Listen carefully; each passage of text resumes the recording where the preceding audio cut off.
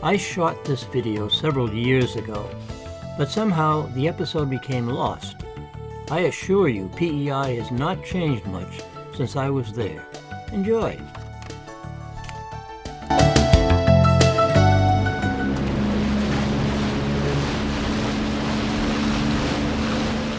Prince Edward Island is the smallest Canadian province.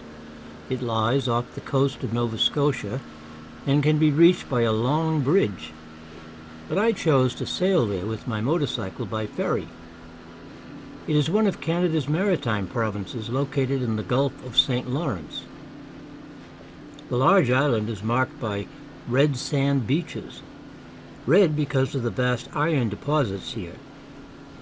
It also has marvelous lighthouses and fertile farmland.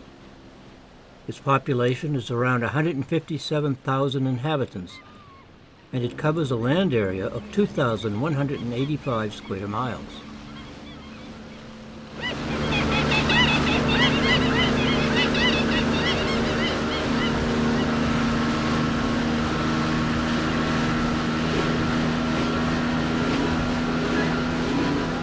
Prince Edward Island. This is Brenda at the Wood Islands Visitor Information Center, and on behalf of Prince Edward Island Tourism, I'd like to welcome you to our province.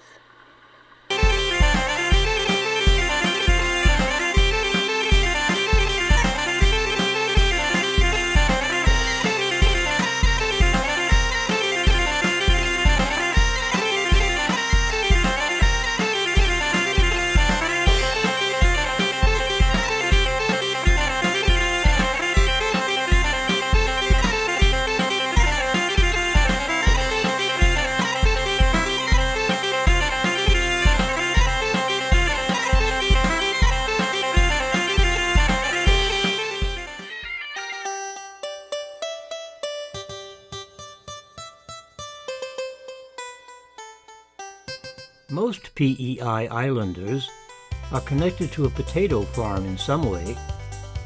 There are over 180 potato growers on the island, mostly working on family farms.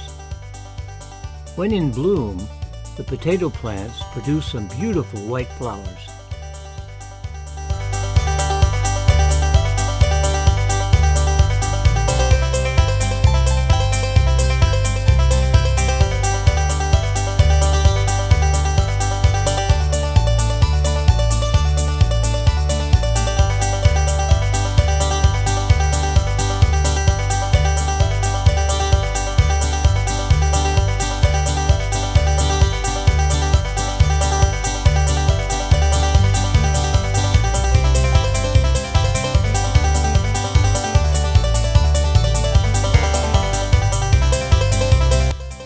PEI is also noted for its great wineries.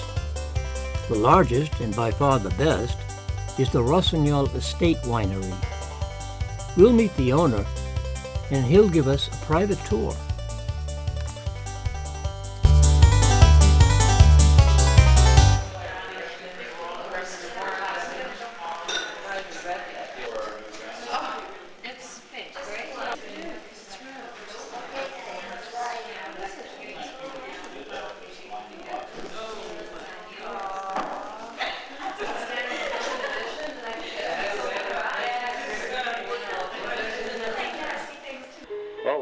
Walking through our little winery into the area that I normally start work at, which is the winemaking or grape pressing process.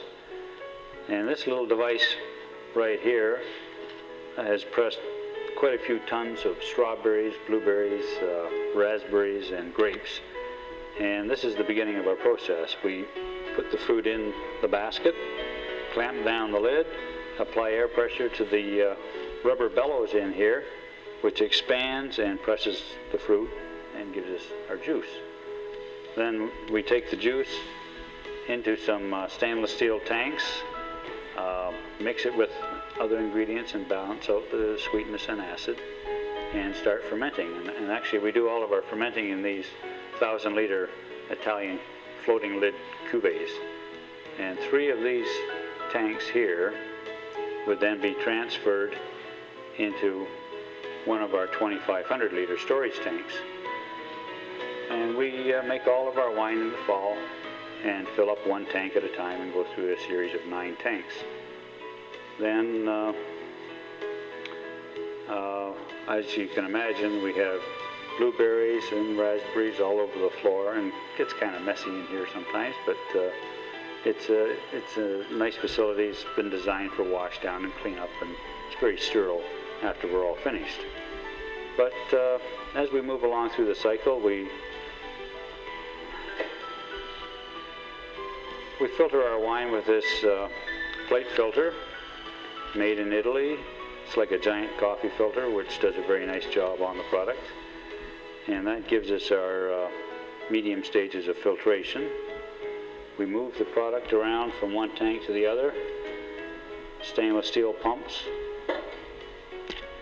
And after a few months of settling and filtering, the wine is becoming closer to a finished product. And then the next thing we would do is move out here. We would pump wine through a polishing filter like this, which totally sterilizes the wine and brings it down to 0.2 microns. And we would move our way into this little filling unit. It's like a milking machine. 6 boats. Put the bottles on one at a time. The bottles have already been washed and sterilized. They have been injected with nitrogen to displace any air. And then we fill them with wine right here. Press a cork in just manually. And we have our tables moved around a little differently than this, but then we polish the bottles up and get ready to put labels on. Very simple process, and we end up with a nice quality product that is such as this. Strawberry wine. Lovely. Some people will never believe that grapes grow on Prince Edward Island, but here's the proof. They're young and green, just come out now, and we're just in the process of tying our vines up right now, and you will see Michael shortly working at that. But our vineyard is tempered in the winter months by the Northumberland Strait here, as the island's surrounded by water, and we never really have cold snaps per se. So that actually helps the vines out. My name is Mike, and what I'm doing here today is going over the vineyard and pinning up most of the branches, ones that reach the wires, just to support them for the summer. And then in late fall, when they go dormant, we'll do a pruning to shape the vines so that they follow the wires. So I'll just start here on this plant. We've already pinned them up just to hold them so they don't break with a plastic tie, and we'll take it off. It's a little harder on the plant. Now we'll start at the trunk of the plant and check for any suckers. Clean the trunk off, and then we'll break off a few leaves close to the trunk, just to give it room and won't be all bunched up.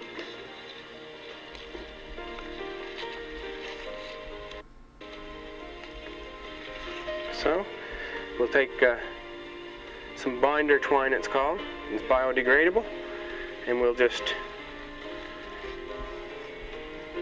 tie the stem of the plant to the wire.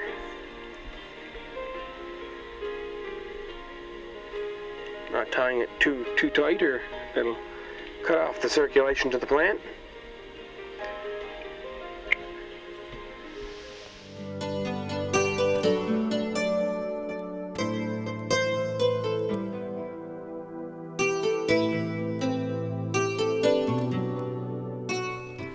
Come with me now as I visit the Green Gable house. Here's what Wikipedia says about this place. Anne of Green Gables is a 1908 novel by Canadian author Lucy Maud Montgomery. Written for all ages, it has been considered a classic children's novel since the mid-20th century. Set in the late 19th century, The novel recounts the adventures of Anne Shirley, an 11-year-old orphan girl who was sent by mistake to two middle-aged siblings, Matthew and Marilla Cuthbert, who had originally intended to adopt a boy to help them on their farm in the fictional town of Avonlea. Through a misunderstanding, the orphanage sends Annie instead. Annie is fanciful, imaginative, eager to please, and dramatic. She is also adamant her name should always be spelt with an E at the end. However, she is defensive about her appearance, despising her red hair, freckles, and pale, thin frame.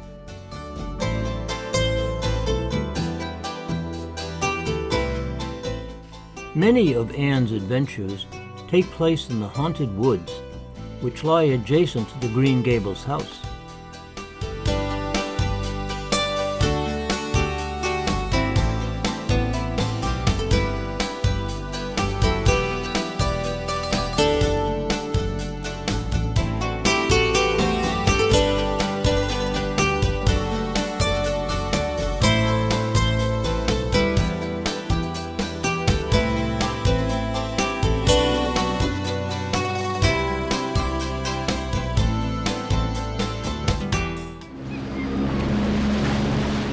And now let's go to the mouth of the Montague River and look for some harbor seals.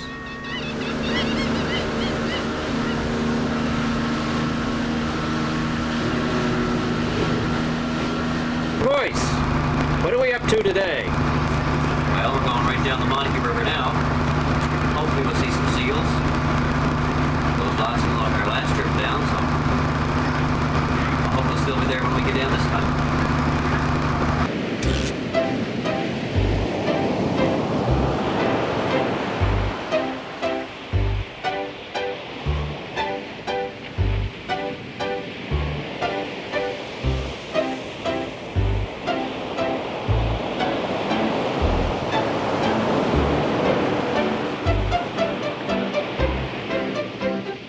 Now things are going to get a bit shaky. The boat I was on and the raft that the seals were on were both pitching in the water and wind. My video editor allows me to keep the seals pretty much in the center of the frame, but the frame itself gets pitched from all directions. Sorry about that.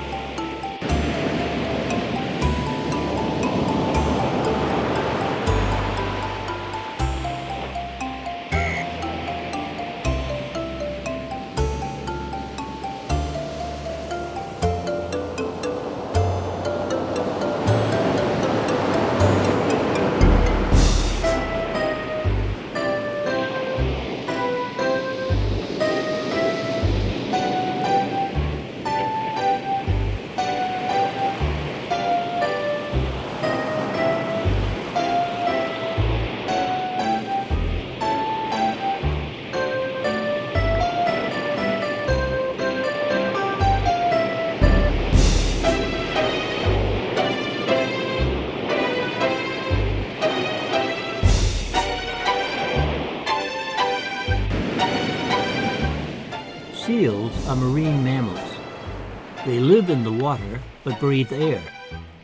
So they must have a place where they can do this, either on the shore or on a raft such as this. When swimming, they pop out of the water, as you see here, to grab a breath.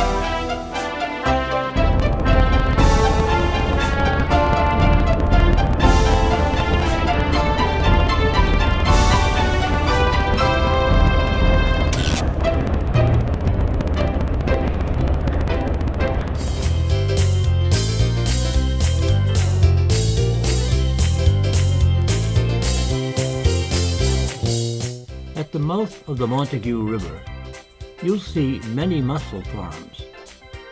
Wires are sent below from various types of floats. The mussels attach themselves to the floats and over time grow to maturity when they can be harvested. This is quite a lucrative industry on Prince Edward Island.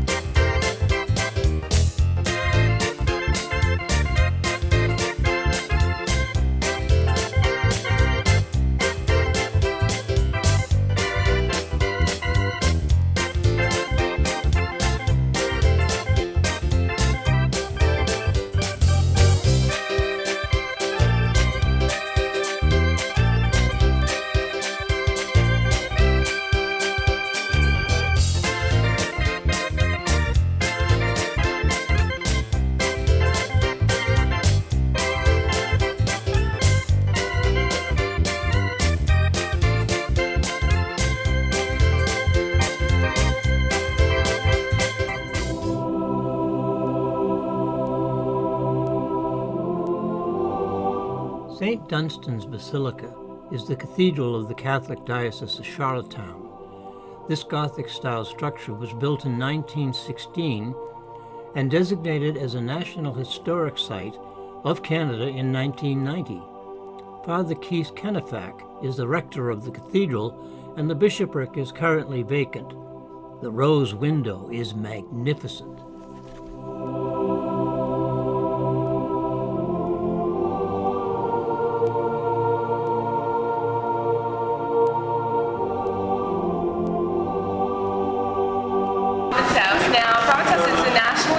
Site, and what we have to offer here is up on the second level, that being our Confederation Chamber. Now that's where the fathers first met in 1864, and right across from that is our provincial legislature, and that is still used today.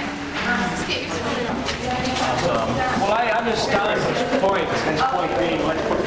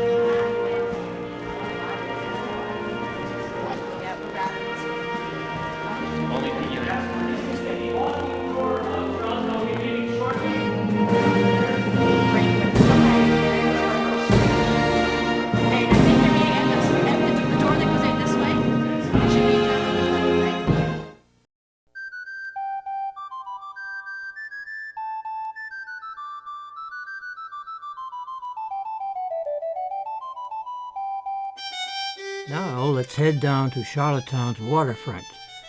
After all, that's where everything is happening.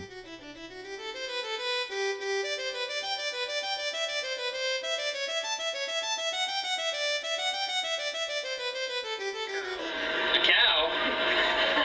I mean, I know what a cow is, but what's... I know that. Cow serves ice cream. Yep. And we sell clothes, too. Oh, neat. Not quite done. Okay, you're the expert. What's your name? Brad. Brad, right there. It says Brad, supervisor of cows. Is that a good title, girls, being a supervisor of cows? Yes, I think so. And you're from Subway's next door? Yeah, Subway's right there. Subway's right there. All right. Almost ready. All right, Brad, let's get this thing cooked. There we go. Now, this looks like a waffle. It is. Now we make it a cone.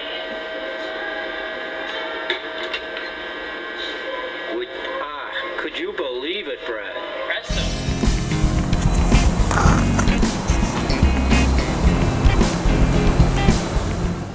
Charlottetown is the capital and largest city of the Canadian province of Prince Edward Island.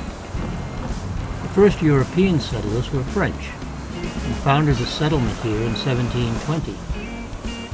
In 1758, a British fleet took control of the settlement.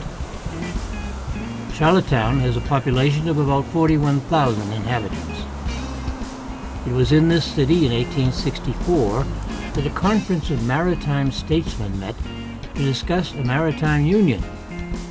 The conference led instead to the formation of the Canadian Confederation, which is how the country of Canada was formed.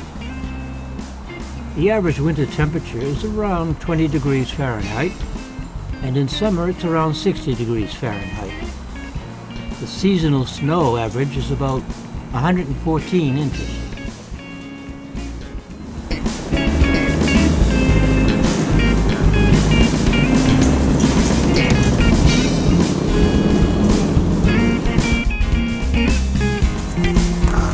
Charlottetown's core has many Victorian-era houses and buildings, a bustling harbor, and a picturesque waterfront boardwalk, which stretches almost the entire southern boundary of the city.